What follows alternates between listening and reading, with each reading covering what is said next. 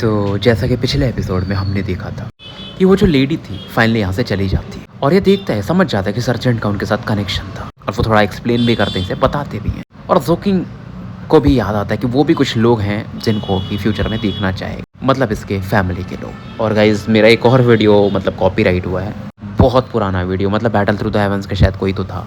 जो 6वां एपिसोड मेरा ब्लॉग है, मोस्टली मैं पकड़ लो सैटरडे या संडे को टाइम निकाल करके उसे रीअपडेट कर दूंगा। तो आगे बढ़ते हैं। तो उस सिंगिंग की वजह से, उस गाने की वजह से जंगल में फिर उसके बाद किसी की मतलब जानवर की आवाज़ सुनाई नहीं देती है और सर्जेंट वहीं पर बैठे रहते और उस तरफ देखते रहते हैं। इनके मन में एक अलग इमोशन जैसे कि जू देख सकता था। सैवेज की जो बॉडी थी ना, धीरे धीरे अब राख में बदल चुकी। उस लेडी के आने के बाद मतलब कुछ और जो भी रहता है उसमें करप्शन का, वो पूरी तरह से खत्म हो जाता। और असली तड़प कब होती है ना, कि जब आप किसी को जानते हो लेकिन आप उनसे मिल नहीं सकते हो। और असली खुशी कब है, कोई ऐसा जो आपको कभी भूल ना सकता हो। यही सब अपना जू सोच रहा था और अब खास करके बहुत अच्छे से समझ पा रहा था सर्जेंट को देख करके। देखो मतलब जो भी उनकी वो वाइफ थी या जो भी थी, वो अभी भी उससे नहीं भूल पाते। और इस दौरान ना ये सैवेज को भी मिस करता है जू, क्योंकि उन्होंने बहुत सारी चीज़ें से सिखाई थी अभी। खास करके वो भेड़िया वाले बैटल में तो साथ में लड़े थे, उनके शील्ड को भी यूज़ करते उस ब्लैक ब्लड से बचने के लिए किया था। मतलब तो इसे लगता है इसे कुछ करना चाहिए उनके लिए। तो एक बड़ा सा गड्ढा करता है वहाँ पर ना, सैवेज का जो वो टूथ क्लब था, वुल्फ वाला, शील्ड के जो बचे कुछ टुकड़े थे, उन्हें दफन कर देता है। और इस दौरान सैवेज का भी ध्यान, सर्जेंट का भी ध्यान जाता है इसकी तरफ। वो समझ जाते ये बंदा कैसा है। और बेसिकली जू जो था ना, कुछ ढूंढ रहा था, एक पत्थर उत्तर, क्योंकि जहाँ पर मरे थे सैवेज वहाँ पर आपको एक कुछ तो बनाना पड़ता है ना, मूर्ति जैसा या जो भी बोल लो, ताकि पता तो चले वहाँ पर कभी सैवेज थे। इस दौरान सर्जेंट कहते भी हैं कि बंजारों को काहे की जरूरत है उन चीज़ों की, राख राख होता है, मिट्टी मिट्टी होती है, यही बंजारों के लिए बहुत। हम जिंदा में भी संघर्ष करते हैं और मरने के बाद भी, तो ऐसे कोई सेरेमनी की जरूरत नहीं है, रेस्ट इन पीस हो गए ना, बस वही बहुत है। सर्जेंट भी धीरे धीरे वीक हो रहे थे, उनकी जो चोटें थी ना काफ़ी गहरी थी और उनके अंदर भी वो करप्शन था। उसके बाद ये बेहोश हो जाते बोलते बोलते। अब जोकिंग क्या करता है ना, वो जो 7 लीफ जो भी था, वो पत्ती उत्ती वो इनके मुंह में डालता। अब इसे भी नहीं पता था वो काम करेगा नहीं करेगा, इतना पता था कि जो वो मेडिसिन बनती है ना वाइट बॉल्स, उसमें इसका इस्तेमाल होता है, तो शायद थोड़ा बहुत ही करप्शन में मदद करते हैं। उसके बाद इन्हें अपने पीठ पर लाता है और यहाँ से आगे बढ़ जाता है, मतलब बांध के कैसे पीठ पे लाद के थोड़ा बांध लेता है कपड़े से। फिर उस स्पॉट पे पहुंचता है जहाँ पर वो सामने वाली टीम का कैप्टन मरा था, जहाँ पर से कुछ वो जानवर का सैक दिखाई देता। उसमें ज़्यादा कुछ नहीं था, लेकिन मेडिसिनल पिल तो नहीं थे। 1 घंटे के बाद सर्जेंट को होश आता है। बहुत समय बाद उन्हें थोड़ा पता चलता है, जगने की तरह से 2-3 मिनट बाद, जो भी कि वो जोकिंग के ऊपर है। जोकिंग ने उन्हें पीठ पर लादा हुआ है। वो कुछ कहते नहीं, लेकिन जू अपना फील कर लेता कि ये जाग चुके हैं और पूछता है आप अच्छा फील कर रहे हैं, नहीं तो आप सोते रहिए, 2-3 घंटे लगेंगे या कुछ घंटे लगेंगे, फिर हम इस फॉरवर्डन एरिया से निकल जाएंगे सुबह सुबह तक। सर्जेंट बूढ़े हो चुके थे और छिपाना भी मुश्किल था, क्योंकि उम्र हो रही है तो कमजोर तो हो गए और कभी भी बेहोश हो सकते। तो बोलते बच्चे, तुम्हें पता है मैं तुम्हें अपने साथ क्यों लाया? जब उस शहर से मैं निकल रहा था। जू बस इशारा करता है कि जानना तो चाहता था। और फिर सर्जेंट कहते, तुम्हें याद है जब मैं तुमसे मिला तो तुम क्या कर रहे थे? जोकिंग कहता है हाँ। इस दौरान कोई जो म्यूटेंट छिप के लिए होता है वो आगे आता है, जोकिंग उसे मार देता है और इस दौरान आगे निकल जाता है। सर्जेंट बोलते रहते, आवाज़ उनकी धीरे होती जा रही, और ये वही बोलते, जब मैंने देखा ना तुम उतने लोगों की शरीर को जला रहे थे, तुम्हारे ऊपर मानो वो आग की चमक आ रही, देख रहा था तुम्हारे अंदर इस क्रूर भरी दुनिया में भी किसी के पास वो दयालु की भावना, एक गर्मजोशी की भावना है। जू भी थोड़े समय के लिए रुक जाता। सर्जेंट इस दौरान फिर से बेहोश हो चुके थे। समय निकलता है, इस दौरान 2 से ज़्यादा घंटे बीत चुके थे और बीच बीच में जो खतरे आ रहे थे, जू उन्हें पार करते हुए आगे बढ़ते जा रहा था। रात इस समय अपने चरम पे थी, मतलब काफी अंधकार, ठंडी भी अपने चरम पे थी और जू लगातार आगे बढ़ रहा था, जिसकी वजह से उसका शरीर भी गर्म था, लेकिन फिर भी ठंडी का प्रभाव तो था। आगे में से फॉग दिखाई देता, जो कि खूनी जो धुंध होता है उससे अलग। वो लेडी आई थी गाना गाते हुए ना, तो उस समय खूनी धुंध हुआ था, ये उससे अलग। लेकिन ये जानता था कि अगर इस धुंध में फंस गया तो इसके लिए निकलना मुश्किल होगा। मुश्किल इन द सेंस कि थोड़ा समय तो ज़्यादा ही लगेगा।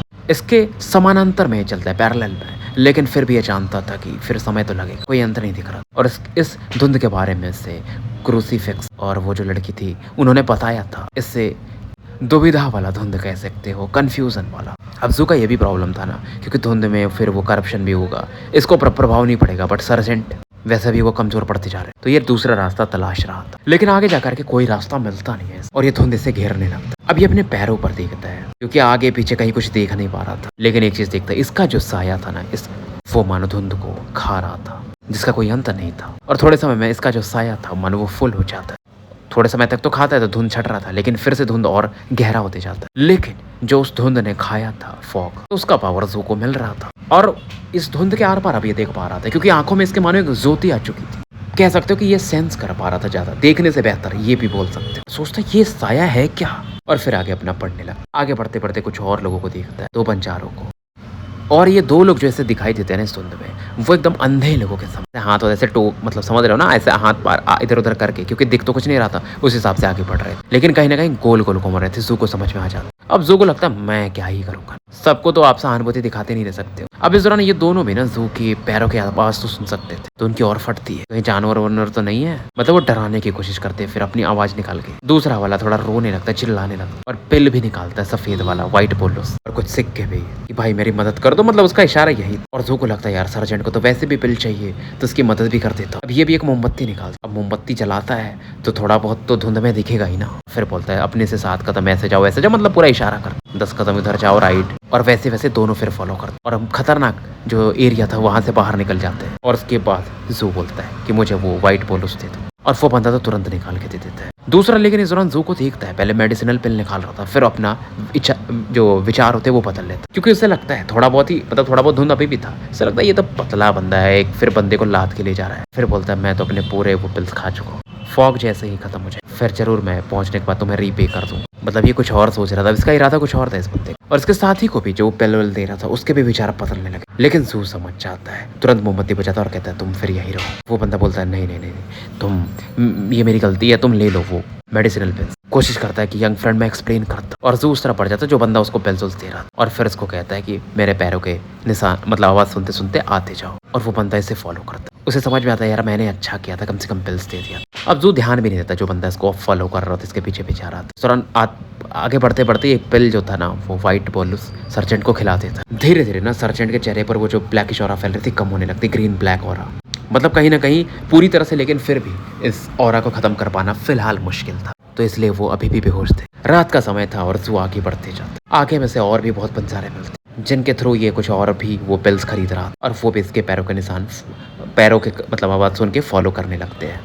जो भाग नहीं लेते हैं, जिनको लगता है अरे वो ज़्यादा होशियार हैं, तो जू फिर उन पर ध्यान भी नहीं देता है। और वैसे भी वो जो बंदी थी जो इनके टीम की सर्जेंट की, उसने बहुत सी चीज़ें जू को समझाई भी थी, और जू वैसे भी अपना बंदा जो था समझदार था, 10-12 पिल्स खिला चुका तब तक सर्जेंट को। ये उनका चेहरा जो था ना कलर बॉडी पर आने लगा था पहले से, अब बेहतर होने लगे थे। पहले वो ग्रीनिश ब्लैक था ना, ब्लैकिश ऑरा जा चुकी थी, अब थोड़ा थोड़ा हरा बचा था, और वो अच्छे से धीरे धीरे अब सांस ले पा रहे थे। इधर जू समझता है कि जो शैडो था जिसको पावर खिला रहा है, इसका तो छाया है, वो भी अब ज़्यादा देर तक नहीं खिला पाए, और धीरे धीरे धुंध बढ़ते जा रहा, क्योंकि शैडो उसको पावर दे रहा था कहीं ना कहीं, जिसकी वजह से ये देख पा रहा था फॉग के उधर। लेकिन धीरे धीरे अब ये धुंध के बाहर के करीब पहुंच चुका था, बहुत तेजी से मूव कर, धीरे धीरे अंधकार भी जा रहा था, और सूर्य की किरणें फैलने लगी। तो फिर ये सर्जेंट को लेकर के बाहर आ चुका, जंगल से बाहर निकल चुका, और एक गहरी सांस लेता। जो भी इसे फॉलो कर रहे थे काफी खुश होते हैं वो लोग भी, क्योंकि उनके हिसाब से तो फिर उनका बचना मुश्किल था ना, क्योंकि बंजारों के लिए तो ये कॉमन था ना। बहुत लोग बोलते हैं अगर तुम धुंध में फंस गए तो निकलना फिर मुश्किल है, जानवर फिर अटैक करेंगे, बहुत सी चीजें हैं। अब बहुत सारे लोग इसे जब देखने लगते हैं ना, इसके पीठ पर खास करके, इसे तो कोई नहीं जानता था, सर्जेंट को पहचान लेते हैं, और इनको समझ में आता है ये किसे फॉलो कर रहे हैं, क्योंकि क्लियरली उस समय तो उन्हें दिख नहीं रहा था जब धुंध था, तो और इस चीज का ना इन पर और गहरा असर पड़ता है। बट जोकिंग को इससे असर नहीं पड़ता है, वो आगे बढ़ते जाता है। अब इस दौरान इसकी तरफ 2 लोग बहुत तेजी से आते हैं। एक तो वो तीरंदाज, क्योंकि देखो मैं नाम नहीं लूंगा, कॉपीराइट बहुत मार रही है, बहुत हरामी लोग हैं। दूसरी वो लेडी, बेसिकली ना वो लोग बेस कैंप वापस नहीं गए थे, काफी आतुर थे, चिंतित थे, तो जस्ट इस प्रतिबंधित क्षेत्र के बाहर में वेट कर रहे थे। उम्मीद है मेरी हिंदी ज़्यादा कठिन तो नहीं हो रही, कमेंट में बता सकते हो, क्योंकि कुछ कुछ वर्ड मैं जानबूझ करके अब प्योर हिंदी यूज़ कर रहा हूँ। वैसे भी मैं कवि हूँ, मुसाफिर हूँ, और कॉपीराइट की वजह से थोड़ा इस्तेमाल करना पड़ता है। और जब ये देखते हैं ना जू को, तो बहुत ही ज़्यादा इमोशनल हो जाते हैं, मतलब करके सर्जेंट को देखकर थोड़े चिंतित हो, और जो लेडी थी वो तो शॉक्ड हो जाती। लेडी को लगता है ना कि जो लोग फॉलो कर रहे हैं जू को, वो शायद मारने के लिए आ रहे हैं। ग्रुप भी जो पीछे आ रहा था वो डर जाते, करे हम इसमें कुछ नहीं, और जू भी समझाता है कि उनका कोई हाथ नहीं है, और हमें इन्हें थैंक्स बोलना चाहिए, क्योंकि इनकी मदद से मुझे वो पिल्स मिल गए तो सर्जेंट को मैं खिलाते हुए आ सका।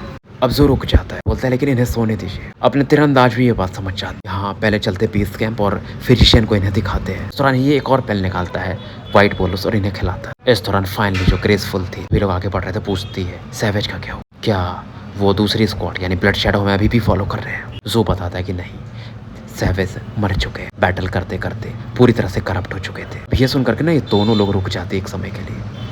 आगे जो जू कहता है ना वो चंभित हो जाता कि ब्लड शैडो पूरी तरह से खत्म हो चुका है।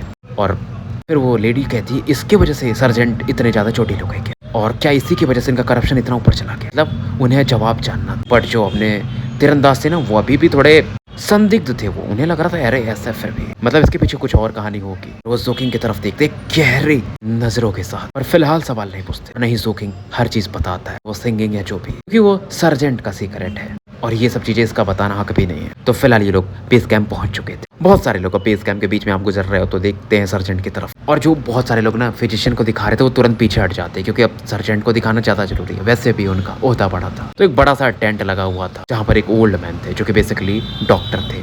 मानो आंखों से ही ना ये किसी के भी हार्ट को देख सकते थे। सामने देखते हैं एक यंग मैन और एक यंग वुमन प्रकट होते, मतलब इनके बाजू में खड़े थे दो लोग। यंग मैन जो था जोकिंग केस का हो, उसने नीला वाला कपड़ा कुछ पहना, कुछ आप कपड़े थोड़े अच्छे थे, ड्रैगन के निशान थे, आप समझ सकते हो, हैंडसम भी था बंदा। दूसरे साइड में जो वुमेन 16-17 साल की कम सिन कली थी, लंबे ब्लू स्कर्ट पहने थे, जुल्फे मानो जलप्रपात के समान थे, जैसे पानी की लहरें बहती ना वैसे। चेहरा जो था ना अंडाकार था और बदन बर्फ के समान सफेद। देखो ये मैं बना के नहीं कह रहा हूँ, जो लिखा है बस उसको थोड़ा सा अपने उसको मैं अपना थोड़ा शायराना अंदाज में बयां करने की कोशिश कर रहा हूँ।